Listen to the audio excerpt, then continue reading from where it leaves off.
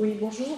Mon nom est Nathalie Soisson et je suis la présidente de l'APRAD, l'Association de protection des animaux pour le droit, qui est une jeune association créée en 2020 par des anciens étudiants du diplôme universitaire de droit animalier de l'Université de Limoges-Brive. Alors, un des intérêts de notre association est que c'est un diplôme en droit, mais nos membres recoupent beaucoup de profils, donc évidemment des juristes et des avocats, mais aussi des vétérinaires, des journalistes, des responsables d'associations, et on a également alors le terme d'éleveuse n'est pas conforme, mais une fée, on va dire, du troupeau du bonheur de l'OADA. Donc notre objectif, c'est bien évidemment de promouvoir le droit animalier, de faire des propositions de développement de législation en matière de protection animale, donc en déposant des amendements, ce que nous avons fait pour la PPL maltraitance et puis aussi sur les colliers coercitifs. Conseiller des particuliers ou autres associations, nous recevons des questions de gens et nous essayons de les aider au travers du droit animalier.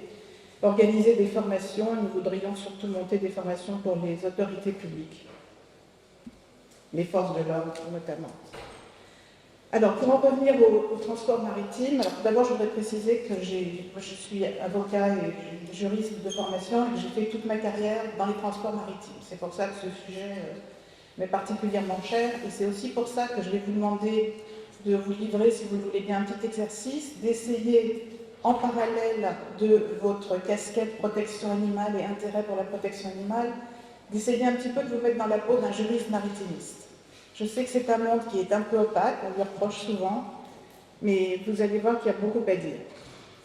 Donc déjà, première absurdité, comme on l'a vu tout à l'heure sur les transports terrestres, des millions d'animaux sillonnent les mers du globe pour la reproduction, l'engraissement ou l'abattage, mais de façon qui semble un petit peu bizarre. Par exemple, en France, on importe du bétail d'Amérique du Nord ou d'Amérique du Sud.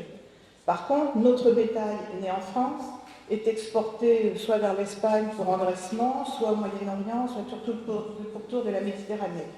Donc, est-ce que ça a vraiment un sens? En plus, il faut savoir que ces voyages en mer, donc là, évidemment, voyage en mer, on ne parle pas du tout de limitation de temps de transport, c'est absolument impossible. Donc ils sont précédés ou suivis, les deux en général, de très longs voyages terrestres. Donc c'est encore pire pour les animaux. Et une fois arrivés à destination, très peu d'attention est portée à leur devenir. Et là, évidemment, on en revient aux questions de réciprocité. Les animaux qui viennent d'Argentine ne seront pas forcément élevés avec nos critères européens. Donc la fameuse ligne 7, la mesure 7 qu'on vous a présentée tout à l'heure, prend tout son sens en matière de transport maritime. Et enfin, donc, vous mettez votre casquette maritimiste, ces voyages sont bâtis sur des ventes qu'on appelle FOB, c'est-à-dire des ventes au départ. L'éleveur amène les animaux au navire et c'est l'acheteur, en général, qui va soigner, on appelle ça soigner, le transport et l'assurance. L'acheteur, en général, ça va être un abattoir du Moyen-Orient, par exemple, ou d'Algérie. Vous pensez bien qu'il n'a pas un énorme intérêt, il se moque complètement de l'état dans lequel ces animaux vont arriver. Donc il n'a pas intérêt à mettre beaucoup d'argent dans le transport. Et ça, c'est encore une autre absurdité. Donc la législation pour moi met le transport maritime d'animaux vivants à trois volets. D'abord, il y a la question de la responsabilité du transporteur. Évidemment, normalement, le transporteur maritime est obligé de livrer un navire en bon état de navigabilité et il doit livrer des animaux en bon état. On va voir que ni l'un ni l'autre ne sont exacts, mais malheureusement, en droit français comme en droit international, il faut savoir qu'il y a des exceptions pour le transport maritime d'animaux vivants. Alors, la raison, c'est qu'on considère que ces animaux, je cite, ont des réactions propres, mal de mer ou émotivité. Donc, sous prétexte qu'ils ont évidemment, vous transportez des grumes, du bois, il ne va pas de lui-même changer sa façon de se comporter. Les animaux, oui. Donc ça rend le voyage encore plus difficile, mais en même temps, on considère que dans ces cas-là, le transporteur peut s'exonérer de sa responsabilité. Ensuite, les législations concernant le bien-être animal, vous les connaissez, l'OIE, le règlement de 2005, la raison pour laquelle on est là aujourd'hui, et aussi et là j'attire votre attention là-dessus, la sécurité maritime et la protection de l'environnement marin, et notamment les conventions internationales de l'Organisation maritime internationale, on va y revenir. Donc, la réalité de ces voyages et de ces navires, la plupart du temps, dans la grosse majorité du temps, ce sont des navires âgés, je dirais 35-40 ans de moyenne, mal entretenus, qui posent justement des problèmes de navigabilité, vous vous souvenez, pour des questions de responsabilité. Ils ont des équipements inadaptés, pourquoi? Parce qu'ils sont reconvertis, c'est-à-dire qu'ils n'en sont pas à leur première vie, ils n'en sont généralement pas à leur deuxième, peut-être même pas à leur troisième vie. J'ai même vu un pétrolier reconverti en transporteur d'animaux vivants. Donc c'est pour vous dire qu'on va les chercher quand ils ont déjà 30 ans, 35 ans, et on décide d'en faire des navires de transport d'animaux. Alors à l'intérieur, on bidouille comme on peut, parce que la structure elle n'est pas faite pour.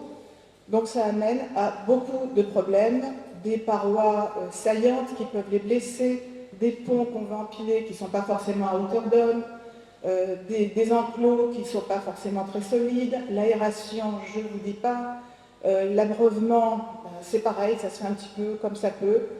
Enfin bref, donc encore plus de raisons de blesser ou de rendre malades ces animaux. Alors, les opérations de chargement et déchargement brutales, comme vous êtes des juristes maritimistes, maintenant vous savez qu'un navire qui est à quai coûte cher, donc il faut aller vite. Donc, vous voyez sur les documentaires qui ont été faits, sur les photos qui ont été faites, on aiguillonne à coups d'aiguillon électrique parce qu'il faut que ça avance. Qu'un bovin qui a horreur de ça se trouve en haut de la rampe d'accès, qui déjà est un peu branlante parce qu'elle n'est pas faite pour, se trouve arrivé dans l'obscurité complète avec un virage à angle droit, toute chose qu'il déteste, donc il faut quand même que ça avance derrière. Des traversées soumises au risque de mer, là effectivement c'est ce qu'on appelle les événements de mer ou la fortune de mer, c'est une spécificité de ces transports, mais du coup ça rend les animaux malades, ça peut les blesser parce qu'évidemment ça bouge, et en plus gros problème sur ces navires, c'est les problèmes de stabilité. Comme vous savez que les animaux, le bétail, j'ai horreur de ce thème, enfin bon, a tendance à se regrouper. Sur un navire, quand ça commence à bouger et qu'il se regroupe, on peut arriver à une gîte assez importante. Et en plus, autre problème de stabilité, au départ, vous avez les animaux, vous avez la nourriture, vous avez la boisson. Au fur et à mesure, les animaux boivent et mangent. Donc l'équilibre des poids se déplace. Vous avez en plus ce qui est balancé à la mer, au soulier ou carcasse. Et donc vous voyez que les plans de stabilité calculés au départ ne sont plus du tout les mêmes à l'arrivée. Alors sur un navire qui a été construit et dessiné pour ce transport, on sait comment gérer, mais sur des navires reconvertis, on ne sait pas. Donc des menaces pour la sécurité des animaux et des équipages, mais aussi pour les mers et pour l'environnement. Je ne vous citerai pas toutes les conventions internationales, SOLAS, la vie en mer, MARPOL, qui, violation de toutes ces conventions, parce que violation, rejet des déchets en mer, rejet des eaux usées, rejet des carcasses, émissions dues aux moteurs. Vous imaginez les moteurs sur ces bateaux, c'est pas tout neuf.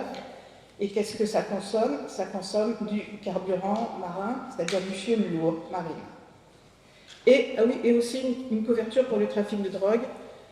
Les chiens sont perdus sur ces navires, ils peuvent parnifler, évidemment, ça sent tellement mauvais qu'on a du mal à trouver la drogue. Alors, certains d'entre vous ont peut-être entendu parler du mémorandum de Paris. Il y en a plusieurs, il y a plusieurs mémorandums dans le monde entier. Le mémorandum de Paris, c'est 23 États membres européens, plus 4 États qui sont la Russie, le Canada, la Norvège et l'Islande, se sont mis d'accord pour imposer des contrôles des navires qui viennent dans les ports des territoires de ces États. Normalement, 100% des navires doivent être contrôlés. Il y a des critères pour repérer ces navires, donc les cibler de façon prioritaire. Et il y a aussi des classements qui sont faits après. Et les classements, ça je suis sûre que vous en avez entendu parler, ce sont les fameuses 3 listes des pavillons, la liste blanche, la liste grise et la liste noire. Or il se trouve que la plupart, sinon tous les navires qui transportent des animaux vivants sont sur la liste noire ou à la rigueur sur la liste grise. Je voudrais quand même faire une exception. En Irlande, la législation est beaucoup plus stricte Et les navires irlandais ont été faits pour ce genre de transport, donc c'est différent. Il faut aussi citer l'armement Vroon, dont tous les navires ont été bâtis exprès pour ce transport. Donc, vous voyez les statistiques sur le rapport annuel du mémorandum de 2020.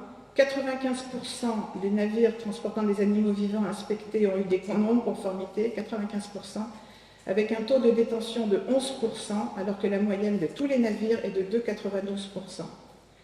En 2021, c'est un petit peu mieux, mais pas tellement mieux, et 2022, malheureusement, le rapport va sortir le 1er juillet, donc j'ai vérifié encore ce matin, il n'est pas encore sorti.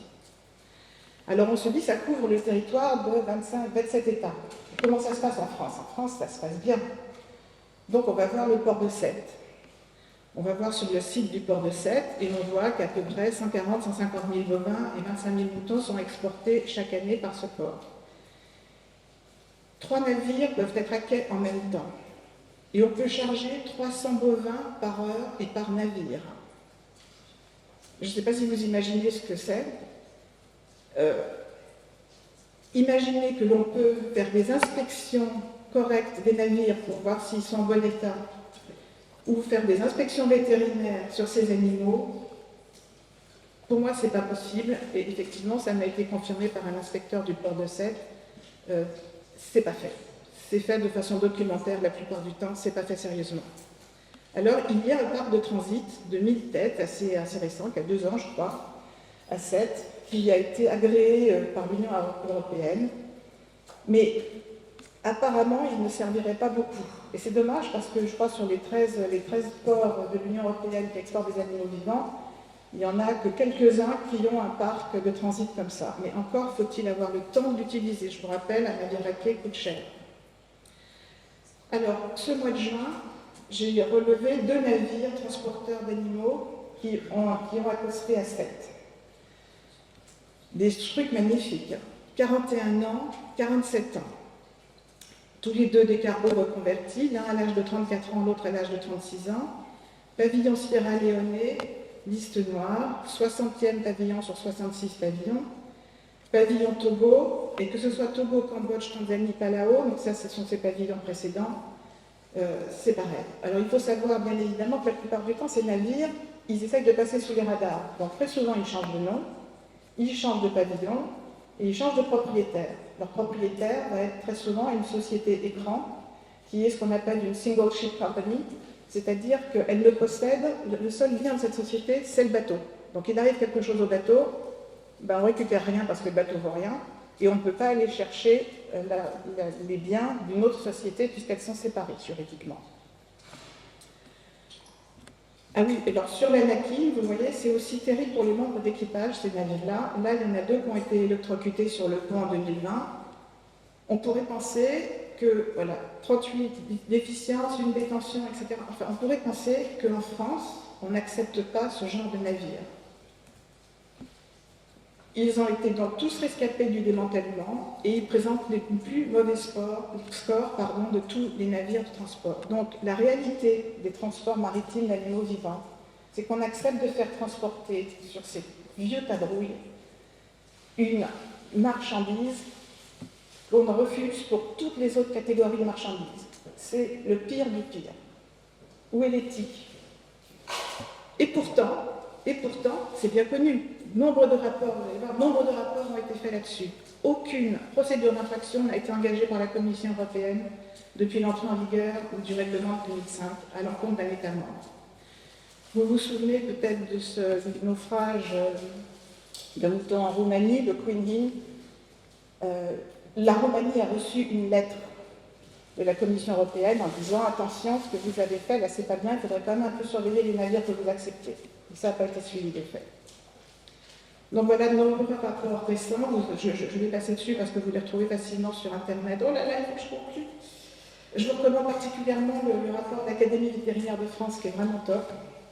Donc toujours le même constat, ces textes qui sont censés protéger les animaux sont vieillissants, mais qui seraient OK s'ils étaient bien appliqués. Mais ils ne le sont pas. Il n'y a aucune harmonisation entre les États et ils n'entraînent aucune sanction. Donc position des autres États membres, il y a des points de vue totalement différents. J'insiste sur l'Irlande qui, elle, a décidé de tirer parti de l'article 1 du règlement 2005 qui, je vous le rappelle, autorise les États membres à prendre de façon nationale des mesures plus contraignantes que celles du règlement. C'est ce que l'Irlande a fait, malheureusement, pas la France. Alors, parallèlement à ça, et là vous remettez votre casquette maritimiste, la Commission européenne, donc, outre cette révision qui est en cours pour le bien-être des animaux vivants et le règlement 2005, la Commission européenne a présenté 5 propositions législatives visant à moderniser les règles de l'UE en matière de sécurité et pollution par les navires afin de promouvoir des transports propres et modernes. Là, on ne reconnaît pas nos navires, là, hein. Et notamment par des exigences claires en matière de contrôle par l'État du port. Ça, c'est tout à fait à notre portée, on a même l'obligation de le faire. Donc mes propositions aujourd'hui, c'est d'abord, dans un premier temps, d'éliminer les navires sous normes. Ces trucs ne devraient pas être sur les mers. Et on a tous les outils pour les enchasser. Donc, il faudrait soutenir les évolutions, donc les deux dont je viens vous parler, à la fois sur le règlement et à la fois sur les navires sous normes. Il faudrait renforcer les inspections, il faudrait durcir les conditions d'agrément des navires. Et pour ça, je pense qu'il faut mobiliser tous les acteurs du transport maritime.